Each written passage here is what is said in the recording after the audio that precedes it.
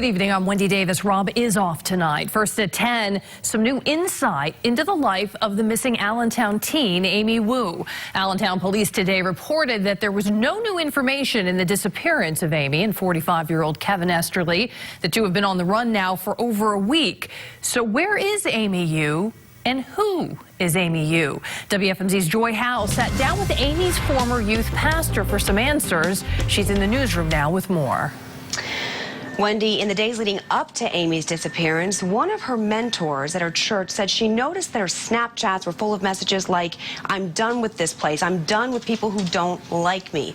Well, tonight, we sat down with Amy's former youth leader who said she was well-liked. He said even though Amy, technically authorities say, willingly went with Esterly, he said, you got to remember, this is a 16-year-old girl. She's young, she's impressionable, she's vulnerable, and he believes she's going to want to come back home.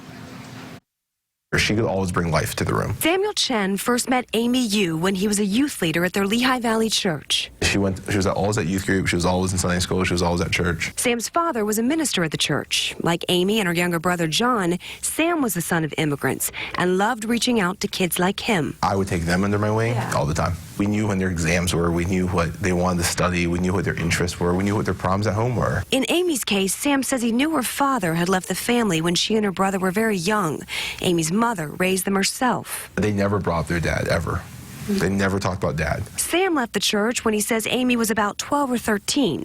He says he never remembers meeting 45-year-old Kevin Esterly. Amy, though, would become friends with Esterly's daughters. She went on vacations with the Esterly family, spent the night at their house.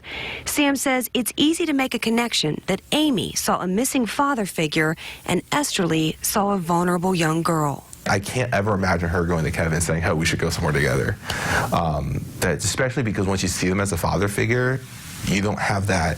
You kind of let them make the move, if you will. You let them suggest it. They're the ones that know what's going on. Sam says no matter what decisions have been made, so many people care about Amy and are praying for her to come home.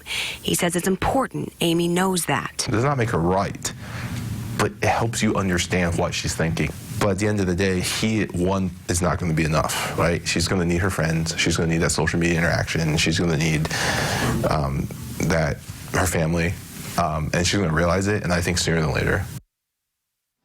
Now, in addition to being a youth leader, Sam's also worked in government and in politics. He studied law, which he now teaches at Northampton Community College. He says he's even offered his help to the police, whether it's just background information or even just to help translate in all this. Above all, he says he's heartbroken by all of this.